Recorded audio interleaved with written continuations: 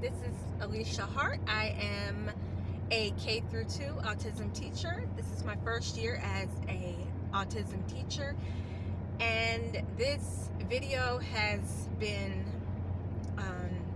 long awaited. Hopefully my phone will cooperate and I'll actually be able to get the video done today, because I've tried to record a couple days in a row and my phone keeps cutting off. I need to either get like an SD card, clean my phone out, some kind of solution. Also, it seems like at this time of the morning, the sun is always right there in my back window behind me, like causing trouble. So this is the time of the day that I actually have quiet and that I can actually talk, and so I like to do my videos in the car either in the morning or in the afternoons, because that's just the time that I have that I can actually talk and my brain is not like completely fried in the morning yet. But just an update, everything has been going great. We had a few behaviors last week. Last week was our very first full week. This is our second full week. There were a few little behaviors, but it was on our behalf. As long as we stay consistent, we can see the value of being consistent. We can see that it's making a difference, and it's giving us a little bit of positive reinforcement in the ABA world. Positive reinforcement encourages you to keep doing it. We're seeing that positive reinforcement. Not to mention, we're getting so much positive reinforcement in words from people that are in the administration of our school. So the department head for the SPED department has just been bragging on us. The behavior specialist for our school has been bragging on us. They told us about all the things that the principal has said to them about us. And so that's really just making us feel like we're making a difference already, and it's really making us feel good. The behavior specialist literally told me that I ought to sleep good at night, because the difference that I've made in those students in 7 days is nothing short of miraculous. And I'm not saying that to brag. I'm gonna cry. I'm saying that because it just touches my heart to know that I'm already making a difference, because that's the only reason that I wanted to be an autism teacher, is because I want to give those students what they deserve, because there's so many people still, with all this autism awareness going on, with all of the programs and the initiatives, there's so many people that still don't understand autism, and I do. I understand it, and I want to give those children what they deserve, because I have a feeling the last teacher maybe didn't understand autism. Maybe she was a great SPED teacher. I don't know. The things that I've heard were not good, but she obviously didn't understand autism, because she had them on, from what I'm told, electronics all day long. And it wasn't even on like iReady, which is the program that we use at this school. It was YouTube. And I actually made the comment that she ought to be ashamed of herself. I said it. Anybody that knows children at all knows that we can't give children unlimited access to things like YouTube. That it's going to be such a struggle to pull them off of it. Well, these children who are, Gen Ed children have a hard time. So imagine what it's like for a child with autism who their body literally craves certain stimulation, and we know that electronics give this steady flow of stimulation. That's why it's so hard for people to get off of it. We know adults who are addicted to technology. So when you give children whose bodies are craving stimulation tons and tons of stimulatory input, try to take them off of it and put them on something like a piece of paper. It's not going to work. So I guess this video today is going to be about my view on technology and how I'm working it in my classroom. So, didn't know that when I started. Yes, so what my plan was from day one, when I heard that there was an issue with the technology, is to very much limit my technology. I talked to the admin. They said that the only thing that we have absolutely have to do on technology, on computers, is iReady, and that only has to be, I think, 45 minutes a week, if I'm not mistaken. Not bad at all. So I've worked it in where I have a lot of trainings coming up during school days, which stinks because, like, I want to be teaching, I want to be with my kids.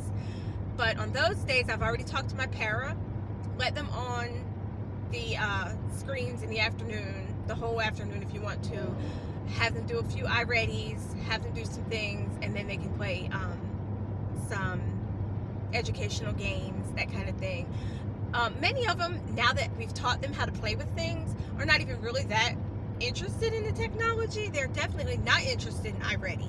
So what I do is I use my Go Guardian, which is the program that this school uses to limit what the children are able to access. I put everybody on Go Guardian. I have a scene. I think it may be called a scene also on not Power School, the one we used last year at the other school, where you only allow them on certain websites. So they're only allowed on iReady, and then I have to let them on to like the SSO portal. So there's like a few websites they have to be able to get onto in order to sign in. So I allow all those websites, but that's it. So once they're on it for a certain amount of time, or I see that everyone has completed what I asked, because you can check all that right there on the computer. Once they've completed everything, then I release and allow them onto other websites. Most of them would love PBS Kids and Cool Math Games. So those are the two main sites that my students want to get onto. There is a Minecraft education set up at our school, but that was the program, other than YouTube, that was the program that the students in my class had a hard time pulling away from. My own son has a hard time pulling away from regular Minecraft. Like this morning he woke up, he had this millions of dollars he got yesterday. He's going to think about that all day at school. So Minecraft is a great game, it's a great creative game, but I'm going to allow that to be done at home. At school we're going to work on iReady and those kind of things that maybe they're not going to be doing at home. But Minecraft is easily accessible at home. We're going to stay away from that. Okay, so on a regular basis, that's if I'm absent. On a regular day-to-day basis, we are going to be allowed to get on iReady in the afternoon after specials before you go home. It's about 15 minutes between specials and going home.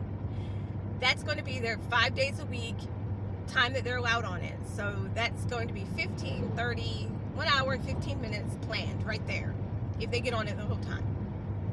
Now, Fridays, I call them fun Fridays. If your behavior is good, we have a few assessments we have to do in order to kind of keep it low-key so that they're not getting overstimulated, because we have to do assessments, and assessments really do cause some overstimulation in my classroom. So on Friday, Fun Friday means in the afternoon, after we've completed all of our assessments in the morning, we probably have one math assessment in the afternoon. Then, before specials, they'll be allowed to get on their computers. They'll do a certain amount of time of iReady. I probably will check the stats on iReady and see how many minutes they've been on, so that we hit our 45 minutes for the week. If they've already hit the 45 minutes, then I may just knock it to 15, 20 minutes and then let them play after that. If they haven't hit it for some reason, I'll make sure that they're on for that amount of time to hit that 45-minute mark that the school wants us to hit, and then they'll be able to play PBS Kids, Cool Math Games, those educational things. What'll be great is in my long-term plan. I have so many long-term plans because this is my first school year. Next year will be so much easier because I already have this stuff already planned out. But I'll probably look up some great sites of things that I think they might like, and I'll probably make a Canvas classroom where, because we use Canvas at our school, just a Canvas classroom where it's simply a bunch of links of things that are okay to get on, websites that are okay to get on. They click into their Canvas classroom, look at the websites that I have available for them that are easy one-click websites. That's about my technology thing. Like I said, I strategically planned it so that we have specials last thing in the afternoon. Like I said, they come back from specials, they have 15 minutes before the buses start coming. I strategically place technology in the afternoon so that specials is always something that they love. It's either music, PE, or art. They love specials. This is their time that they get to integrate with the general ed classrooms, and they really look forward to those times. Recess, lunch, and specials in my classroom are the 3 times that they get to integrate with the gen ed students pretty freely. No, lunch is not freely, but you know what I mean. So what they do is they'll be allowed to use the technology a few minutes before specials. We'll clean up, get shoes on. They have this thing about wanting to take their shoes off, get prepared, make sure everybody's used the bathroom, that kind of thing, and then go to specials. Because specials is such a high value item to them, it will make getting off the computers a lot easier. So that's a ABA type thing. Always, if you have something that they really enjoy that's hard to get your children to break away from, and this works for any children, this is not like an autism thing, this is for any children, always put a high desirable item after. One student, the only way we can get shoes on is Skittles.